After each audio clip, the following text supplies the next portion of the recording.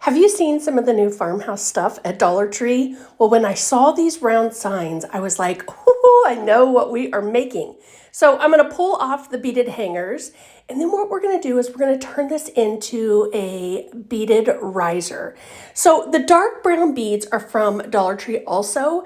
I got them and I was like, I don't know what I'm going to do with these, but I'm so glad I did because they're bigger than the normal beads you find at the Dollar Tree, at least at mine. So I was like, oh, this is perfect for the riser. So what I'm going to do is I'm going to hot glue them all the way around the circle. And as I was doing this, I was thinking about like how I wanted this to look. Obviously, I wanted to add in some distressing. And I was like, you know what? Probably spray painting this to make everything the same color would be my best bet right off the bat. So what I decided to do was I normally like grab like white or cream or something like that. But what I decided to do was a brown color. It's like a mocha. And that's going to be like our bottom layer. So I'm going to use these bigger beads that I had to create the feet of the risers. So I'll get those all hot glued into place.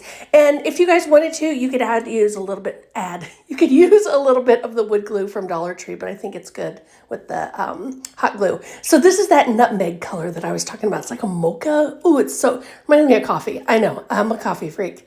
But I went ahead and I spray painted them both the top of it and then that bottom part that we put the beads on.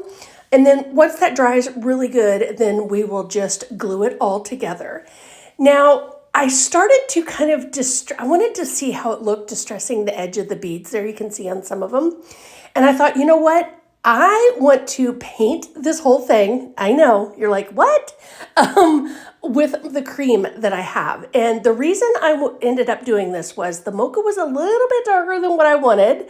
And then I was like, oh, but I can sand and then we'll get that color coming through, not only on the top and the bottom of the riser, but also those beads. Because remember, those beads were really dark to begin with. So now I'm just going to take my sanding block and I'm going to sand all around the top. I even do the sides of the beads on some of them and the bottom riser part as well. But this is the part where you can really go crazy and do what you want. Or you can just leave it one color, totally up to you. But if you guys haven't seen the 3-pack, these are little furniture markers at Dollar Tree for like if you get little, nicks in your wood. And this is the brown color. So there's those indentions.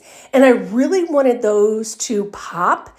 That we got like the darker down inside there because obviously it got covered up when I was painting. So I just kind of went over it with this, let it dry, and then I kind of went back over with my sanding block and just got the top of it like off of the top, but left it down in the crevice, which, ooh, I love it. I love how it's turning out. So then we're going to style this up with some other Dollar Tree Farmhouse vines, but look how cute this is. Oh man, the possibilities are endless with this one, friends. All right, guys, thanks for watching. Don't forget to follow for more.